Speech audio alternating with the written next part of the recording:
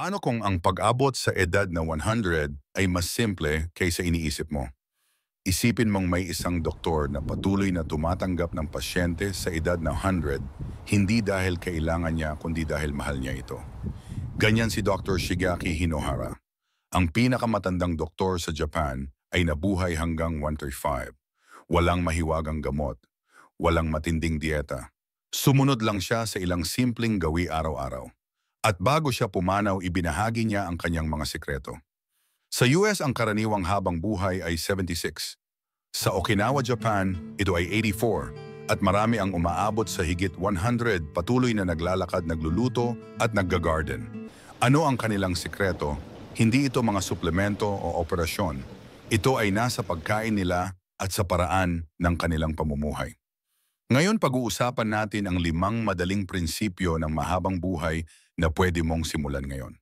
Magsimula tayo sa pinakasimple pero nakakagulat kung gaano karami ang iyong kinakain. Dito sa kanluran, tinuturo sa atin na ubusin ang nasa plato. Ang pagiging busog ay layunin. Ang mga restaurant ay ipinagmamalaki ang laki ng kanilang serving. Pero sa Okinawa kung saan marami ang nabubuhay ng mahigit 100 dirham, may sinusunod silang panuntunan, harahachibu, kumain hanggang 80% lang ng kabusugan. Tama, 80% lang. Pagkatapos huminto, bakit? Dahil ang maliit na agwat na iyon ay may malaking epekto. Binabawasan nito ang labis na calories, pinapagaan ang panunaw, at pinapababa ang inflammation. Maging ang National Institute on Aging ng US ay nag-uugnay ng katamtamang calorie reduction sa mas mahabang buhay at mas maayos na kalusugan sa metabolismo. Isinabuhay ito ni Dr. Hinohara. Mabagal siyang kumain kaunti lang at hindi kailanman sobra. Lumalabas siya sa hapag na may kaunting gutom pa at ang enerhiyang iyon ay sapat na para siya ay magturo, magsulat at maglakad kahit sa kanyang 90s. Kilalanin natin si Helen. Siya ay 68. Lumaki siya sa paniniwalang huwag mag-aksaya ng pagkain, kaya lagi niyang inuubos ang nasa plato kahit busog na. Kalaunan napansin niya ang pagkapagod, kabag at hindi maayos na tulog. Pagkaraan nalaman niya ang tungkol sa harahachibu. Mula noon humihinto siya sa kalagitnaan ng pagkain. Gutom pa ba ako o kumakain lang sa nakasanayan, tanong niya. Makalipas ang 2 linggo, mas masigla siya, mas maganda ang tulog at mas magaan ang tiyan. At ang nakakagulat, mas masaya siyang kumakain. Walang matinding dieta, walang calorie count. Isang paghinto lang, subukan mo ngayong gabi. Dahan-dahang kumain. Ipagpahinga ang kutsara sa pagitan ng kagat. Kapag naramdaman mong busog ka na sa 70%, huminto. Makinig. Ang unang prinsipyo ng mahabang buhay ay hindi pagpipigil, ito ay paggalang.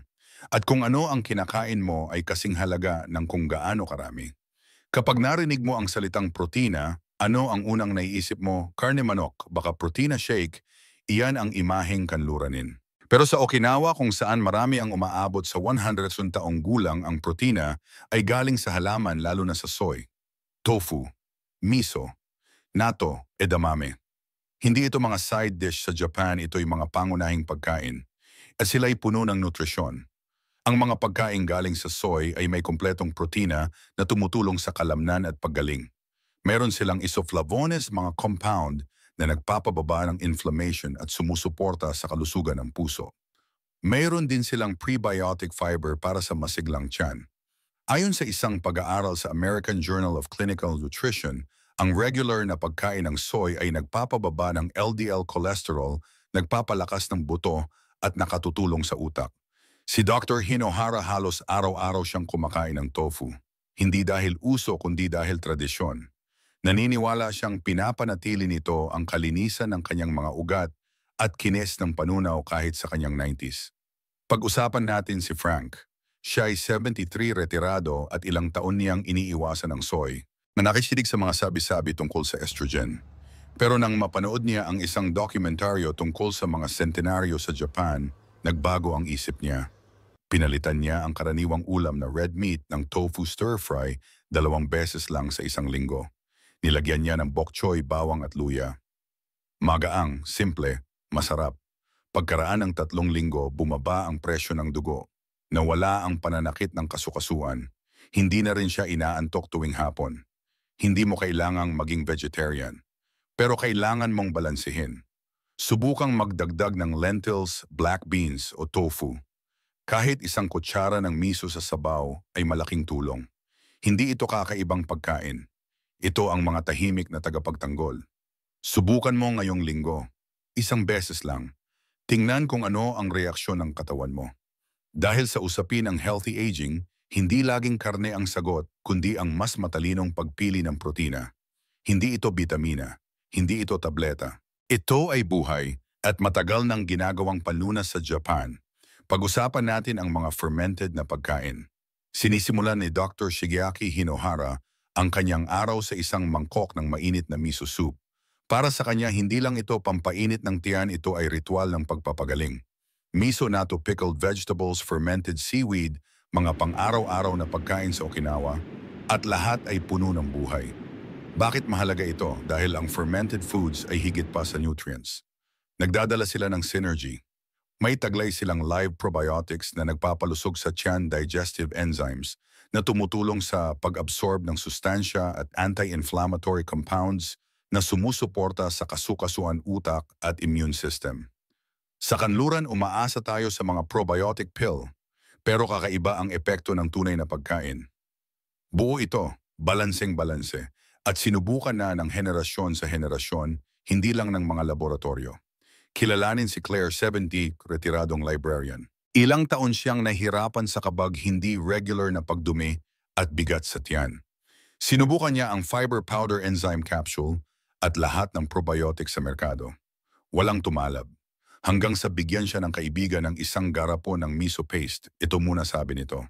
Sinimulan niya ito isang tasa ng mainit na miso broth tuwing umaga. Walang malaking pagbabago sa dieta. Walang suplemento. Pagkaraan ng 2 linggo na wala ang kabag. Mas kalmado ang enerhiya. Mas magaan ang pakiramdam. Ang sikreto, buhay ang bakterya. At napansin ito ng kanyang tiyan. Pwede mo rin itong simulan. Maghalo ng miso sa maligamgam, hindi kumukulong tubig.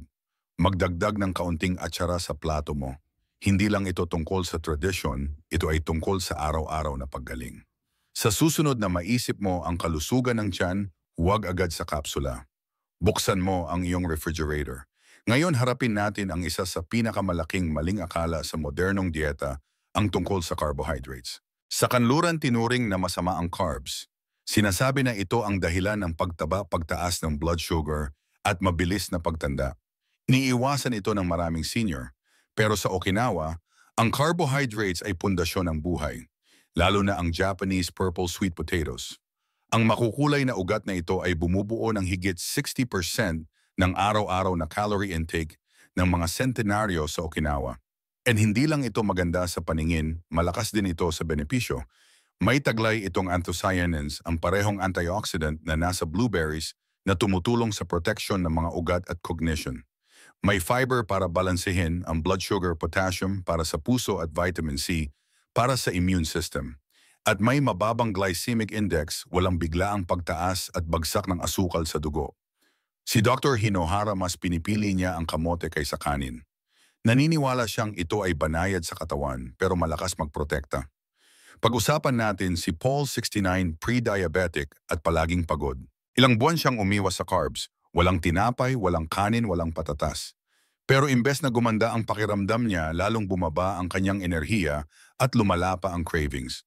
Sinabihan siya ng dietitian na subukang mag-steam ng Japanese sweet potato. Walang prito, walang asukal, malinis, mabagal ang epekto sa katawan. Pagkaraan ng 2 linggo, naging mas matatag ang kanyang enerhiya. Nawala ang pagkaantok sa hapon at sa unang pagkakataon sa loob ng maraming buwan, naging mas maayos ang kanyang blood sugar. Hindi mo kailangang matakot sa carbs. Kailangan mo lang pumili ng tama. Mag-steam ng kalahating tasa. Isama sa tanghalian. Damhin ang reaksyon ng iyong katawan, hindi pagod kundi katahimikan. Ang longevity ay hindi tungkol sa pag-iwas sa pagkain. Ito ay tungkol sa pagyakap sa tamang pagkain. May isa pang sekreto at maaring ito ang pinakamakapangyarihan sa lahat. Hindi ito pagkain, isa itong damdamin, isang ritmo, isang paraan ng pamumuhay na magdadala sa iyo sa mahabang buhay ng may biyaya. Hindi nagbilang ng calories si Dr. Hinohara. Hindi siya nagpakalulong sa macros o mahigpit na pagsukat ng pagkain.